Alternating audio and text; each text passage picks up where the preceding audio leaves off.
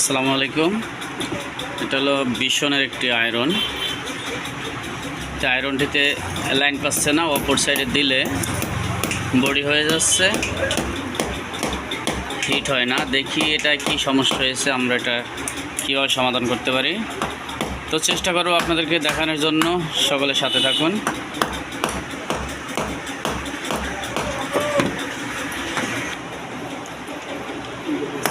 তো আমরা আয়রনের লাইনটা খুললাম, এখন আমরা দেখব যেটা লাইন পাই কিনা। সম্মানিত ভিউয়ার্স, আমরা দেখতে পাচ্ছি এখানে টেস্টার ধরলে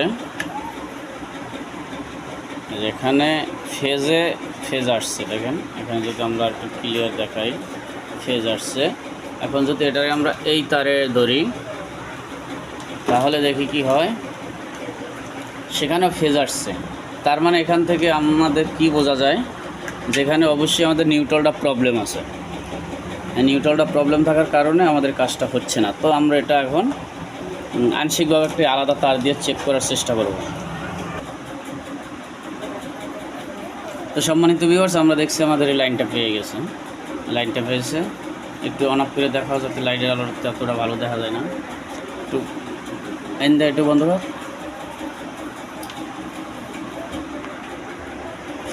এই যে দেখেন ইন্ডিকেটার,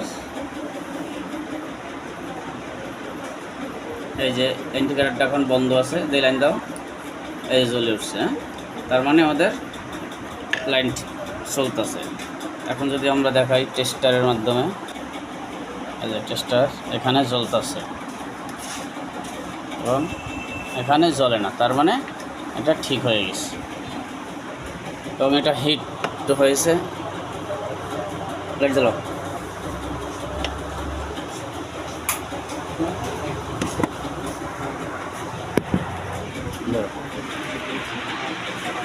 যে ইতিমধ্যে হিট হয়ে গেছে, পর্যাপ্ত হিট, এটা ধরা যাচ্ছে না। তো